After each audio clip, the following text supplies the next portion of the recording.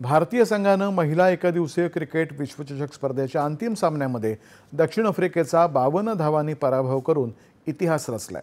नवी मुंबईतल्या डी.वाय. पाटील स्टेडियमवरती भारतीय संघानं विश्वचषक उंचावला आणि साऱ्या राष्ट्राचाच ऊर अभिमानानं भरून आला। भारताच्या या कन्यांनी पहिल्यांदाच विश्वचषकाला गवसणी घालून केलेल्या ऐतिहासिक कामगिरीनंतर त्यांच्यावरती देशभरातून अभिनंदनाचा वर्षाव होत आहे।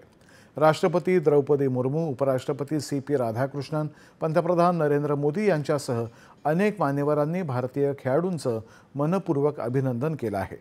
हा विश्वचषक पहिल्यांदाच जिंकून भारतीय महिला संघानं इतिहास रचलाय। त्यांनी आपल्या कौशल्य आणि कामगिरीच्या जोरावरती उत्कृष्ट खेळाचं प्रदर्शन केलं असं राष्ट्रपतींनी आपल्या संदेशात म्हटलंय। भारताच्या या मुलींनी देशासाठी अभिमानास्पद कामगिरी केल्याचं त्या म्हणाल्या।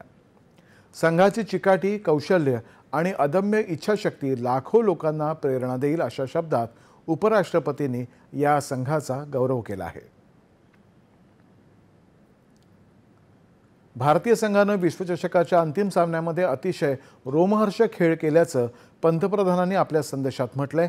या संपूर्ण स्पर्धेदरम्यान भारतानं सांघिक कामगिरी आणि चिकाटी दाखवल्याचंही ते म्हणाले। या विजयामुळे देशातल्या उदयोन्मुख खेळाडूंना मोठी प्रेरणा मिळेल असा विश्वासही त्यांनी व्यक्त केला।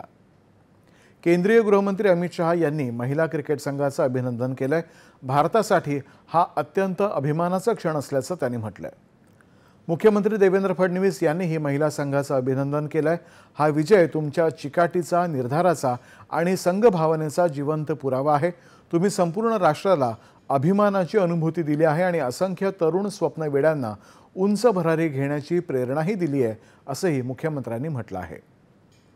महान क्रिकेटपटू सचिन तेंडुलकर, सुनील गावस्कर, पहिल्या फळीच्या महिला क्रिकेटपटू डायना एडलजी यांच्यासह अनेक आजी-माजी दिग्गजांनी आपापल्या समाज माध्यमांवरती महिला संघाचं भरभरून कौतुक केलंय।